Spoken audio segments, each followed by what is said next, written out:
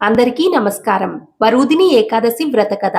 ఈ కథ విన్నవారికి అనారోగ్య సమస్యలు దరిచేరవు. హిందూ ధర్మంలో ఏకాదశి తిథికి ఉన్న ప్రాముఖ్యత అంతా ఇంతా కాదు. అందులోనూ చైత్ర బహుళ ఏకాదశి అయిన వరూధిని ఏకాదశి అత్యంత శక్తివంతమైనది. ఎన్ని పూజలు చేసినా ఫలితం దక్కనప్పుడు, తీవ్రమైన అనారోగ్యం లేదా దారిద్ర్యంతో బాధపడుతున్నప్పుడు ఈ విశిష్టమైన వ్రతం ఒక మార్గాన్ని చూపిస్తుంది. సాక్షాత్తు పరమశివుడు కూడా ఈ వ్రతాన్ని ఆచరించారట.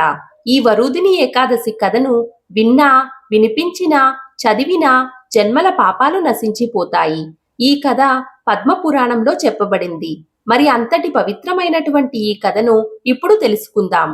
కథలోకి వెళ్లే ముందు ఒక్క లైక్ చేసి ఓం నమో నారాయణ అని కామెంట్ చేయండి. మీరు ఇచ్చే చిన్న లైక్ నా ఛానల్ గ్రోత్ కి ఎంతో సహాయపడుతుంది. ఇక కథలోకి వెళ్ళిపోదాం.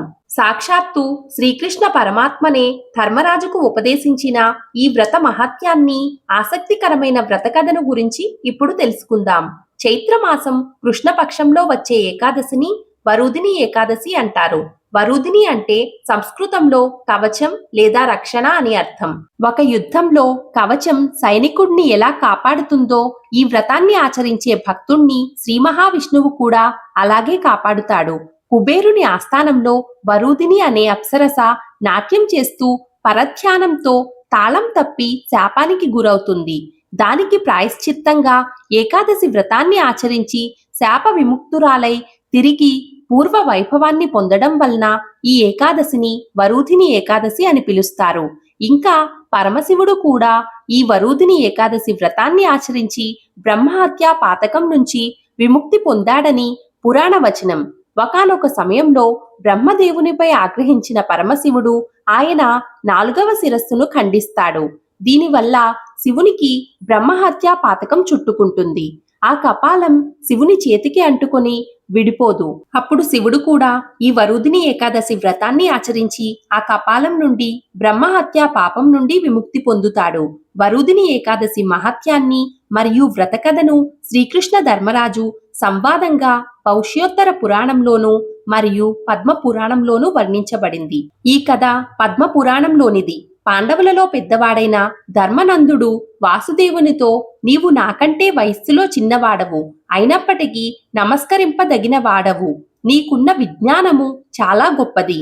అందువలన నిన్ను అడుగుతున్నాను, చైత్రమాసంలోని కృష్ణపక్షంలో ఏకాదశి యొక్క పేరేమిటి? దాని మహిమ ఎటువంటిది? అదంతా నాయందు దయ ఉంచి వివరంగా చెప్పండి అని ప్రార్థించాడు.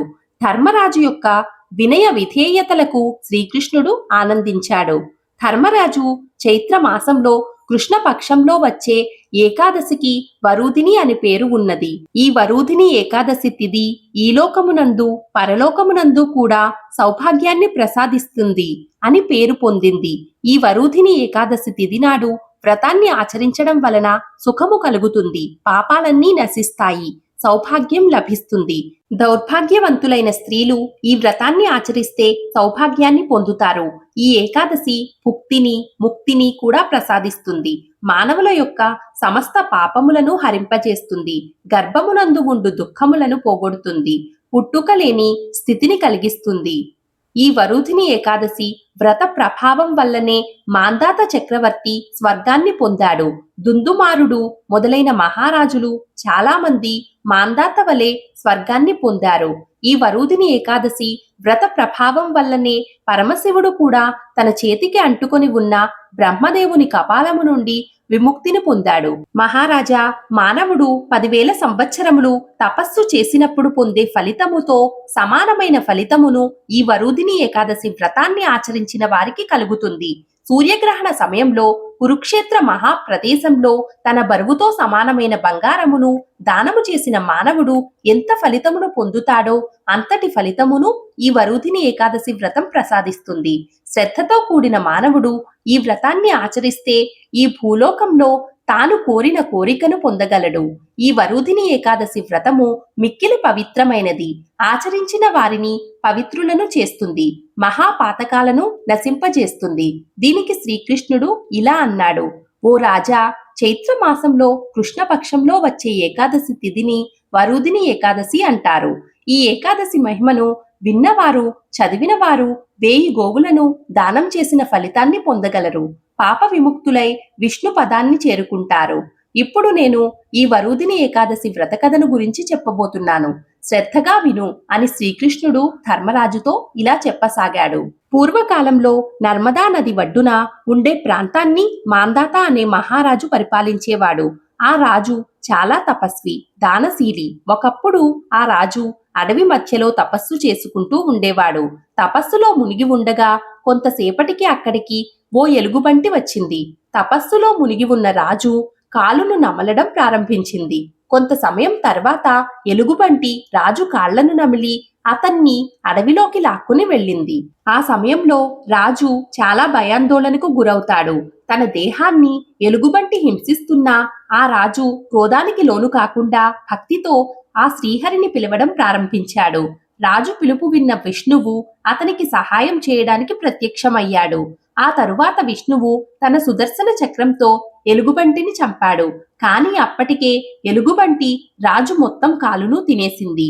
ఇక ఆ మాంధాత మహారాజు కాలు పోయినందువలన దుఃఖిస్తాడు. అది చూసిన విష్ణువు చాలా బాధపడి రాజుతో ఇలా అంటాడు: ఓ రాజా, దుఃఖించవద్దు. ఈ ఎలుగుబంటి నిన్ను ఏం చేసినా అది నీ పూర్వజన్మ కర్మఫలం. ఇది సమసిపోవడానికి నీవు మధురకు వెళ్లి నా వరాహ అవతారాన్ని ప్రార్థించు. వరూధిని ఏకాదశి వ్రతాన్ని పాటించమని చెప్పి వరూధిని ఏకాదశి వ్రత ప్రభావంతో నీ పాపాలన్నీ కూడా నశించి తిరిగి అన్నింటినీ పొందగలుగుతావు అని ఆశీర్వదిస్తాడు. శ్రీ మహావిష్ణువు ఆదేశానుసారం మాంతా మహారాజు మధురా నగరానికి వెళ్లి వరూధిని ఏకాదశి వ్రతాన్ని పూర్తి భక్తి శ్రద్ధలతో ఆచరిస్తాడు. ఈ ఏకాదశి వ్రత ప్రభావం వలన రాజుగారి శరీరం మళ్లీ దృఢంగా మారి ఈ వరూధిని ఏకాదశి నాడు ఉపవాసం ఉండడం వలన రాజుకు స్వర్గప్రాప్తి కలుగుతుంది. అందువలన భయంతో బాధపడుతున్న ఎవ్వరైనా తప్పనిసరిగా వరూధిని ఏకాదశి వ్రతాన్ని ఆచరించిన, వ్రత మహాత్యాన్ని, వ్రత కథను విన్న భయాలన్నీ కూడా తొలగిపోయి సర్వశుభాలు పొందుతారు.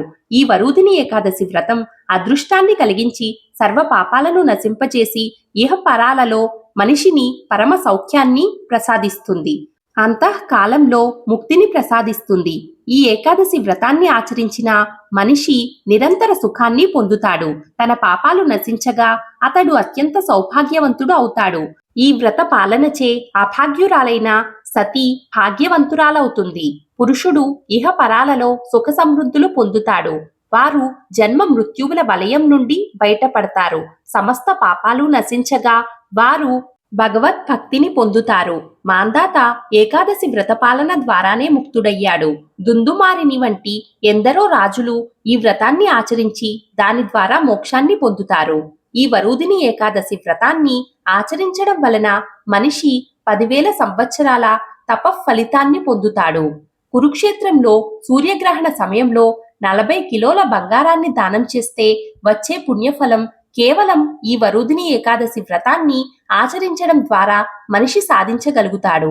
ఈ వరూధిని ఏకాదశి వ్రతాన్ని ఆచరించడం ద్వారానే మాంధాత చక్రవర్తి తను పోగొట్టుకున్న కాలును ఎలా తిరిగి పొందాడో ఆ విధంగానే మనం కూడా శారీరక, మానసిక లబ్ధిని పొందగలము. ఈ వరూధిని ఏకాదశి వ్రతం యొక్క మహత్యాన్ని చదివినందువలన, విన్నందువలన మానవులు 1000 గోవులను దానం చేసిన ఫలితాన్ని పొందగలుగుతారు. సర్వ పాపాల నుండి కూడా విముక్తులవుతారు. వైకుంఠ లోకమునందు మహావైభవంగా నివసిస్తారు. చూశారు కదండి. ఈ వీడియో మీకు నచ్చినట్లయితే ప్లీజ్ ఒక చిన్న లైక్ చేసి మన ఛానల్ను సపోర్ట్ చేయండి. ఇంకా మరెన్నో ఇంట్రెస్టింగ్ వీడియోల కోసం మన ఛానల్ను సబ్స్క్రైబ్ చేసుకోండి. Thank you for watching this video.